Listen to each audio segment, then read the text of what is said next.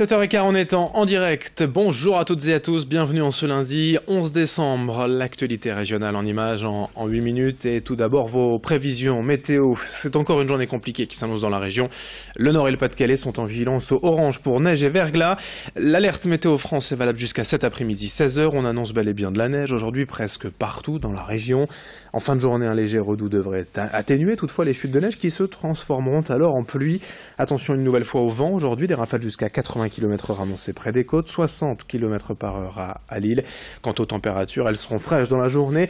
À peine 1 degré de prévu dans la métropole lilloise, Saint-Omer et Dunkerque, 2 à Calais et à Boulogne, mais surtout ce matin, attention au risque de verglas sur les routes, notamment le réseau secondaire. Les prévisions météo complètes, bien sûr, on en reparle après ce journal. Hier, la région a donc subi une sacrée tempête hivernale, un coup de vent impressionnant sur le littoral. On a quand même relevé à 15h hier une rafale à 151 km/h au Cap Grinet, 133 km/h à Boulogne. Ce vent a eu évidemment des conséquences. Tout d'abord, ce ferry échoué dans le port de Calais. Le Pride of Kent n'a pas résisté au vent et a percuté un quai vers 12h45. 313 personnes étaient à bord, mais heureusement personne n'a été blessé. Il a quand même fallu 3 remorqueurs pour sortir le ferry de cette mauvaise posture. Pendant tout ce temps, le trafic transmanche a été interrompu hier, mais a pu reprendre hier soir à la tombée du vent. Au Touquet, autre conséquence de ce fort coup de vent, c'est le Barnum du marché de Noël qui a été balayé par une rafale hier matin. La grande tente devait accueillir plusieurs stands, mais elle a été littéralement soufflée par le vent. 2 personnes ont été légèrement blessées et le marché de Noël, lui, a été de suite annulé pour la journée. Idem à Montreuil, où la mairie a préféré fermer son marché de Noël à cause des vents hier. À Lille, de même, la météo a obligé les commerçants à fermer le marché de Noël Place Riour et la Grande Roue. Dommage, car il y avait tout de même du monde hier, pas mal de touristes dans les rues de Lille, malgré cette météo bien triste. Aujourd'hui, je vous le rappelle, attention, alerte orange dans le Nord et le Pas-de-Calais pour cause de neige et de verglas. Des chutes de neige attendues partout dans la région jusqu'en fin d'après-midi et en soirée, les températures devraient remonter et permettre donc à ces chutes de neige de se transformer en pluie. On en parlera juste après ce journal. La première image également dans cette édition, c'est l'hommage de la région à Lille samedi après-midi à Johnny Hallyday. Comme en France, un peu partout et à Paris où avait lieu la grande cérémonie d'hommage populaire, les nordistes et lillois, motards, bikers, blousons de cuir, amateurs de rock et fans du chanteur se sont rassemblés samedi après-midi pour un dernier salut à la star. Les pompiers de l'île Bouvines étaient également présents pour cet hommage. Brieux-Gorchy était sur place pour récolter les sentiments des Lillois, forcément partagés entre émotion, tristesse. On écoute. J'ai mis les infos à 5h du matin et quand j'ai appris ça, j'étais chez moi, j'ai hurlé de chagrin et depuis mercredi, dès que je suis un peu isolé à la maison, les larmes viennent tout seules. Je ne le connaissais pas personnellement, mais on ne peut pas l'oublier. Johnny, c'était un père pour moi. Donc, malheureusement, il était une idole pour moi.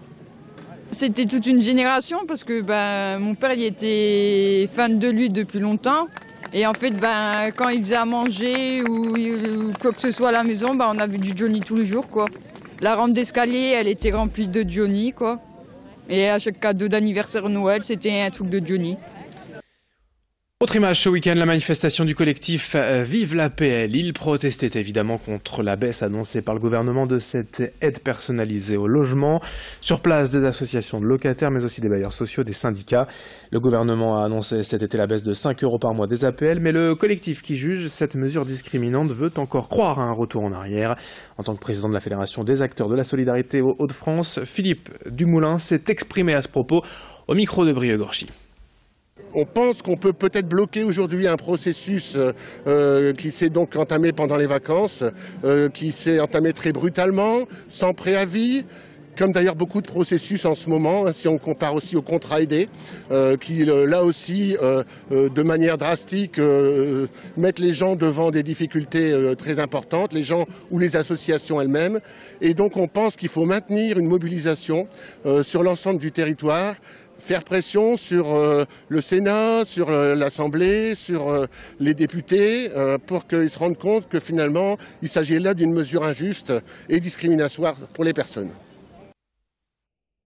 7h20 en direct dans cette édition également. Sachez que si vous êtes en panne d'idées de cadeaux pour Noël, pourquoi ne pas penser à un bon vieux jeu de société? Il y en a de plus en plus de toutes sortes pour tous les âges et plus ou moins complexes. Le marché est inondé d'offres depuis ces dernières années. Les créateurs rivalisent d'idées, d'ingéniosité pour plonger les joueurs au cœur d'une aventure thématique. Pas facile toutefois de s'y retrouver quand on n'y connaît rien. Heureusement, il y a pour cela les boutiques spécialisées, les conseils des vendeurs qui ont souvent joué eux-mêmes. Bien évidemment, exemple à Dunkerque avec le gérant de la boutique Les Démasqués, Julien Bondel. Il nous en dit plus sur ces jeux de société, les dernières tendances. Pour les jeux de société, visuellement ça parle, on essaye justement de passer du moment en famille, entre amis, dans diverses situations. Je pense que l'informatique est devenue le quotidien et du coup le soir on essaye de sortir de ce quotidien électronisé, informatisé. On a commencé par des petits jeux assez connus qu'on peut retrouver un peu dans toutes les boutiques ou spécialisées quoi. Il y aura toujours un conseiller qui peut voir par rapport à ça. Moi je conseille, c'est vraiment des petits jeux d'ambiance où les règles sont pas compliquées et rapides à sortir et rapides à jouer. Allez, pour finir, quelques résultats de sport. D'abord en football, en national. Les deux belles victoires de Boulogne et de Dunkerque. Boulogne à Pau 3-2, Dunkerque au Red Star 2-1. La défaite en revanche, bien évidemment, du LOSC à Paris 3-1. C'était samedi après-midi.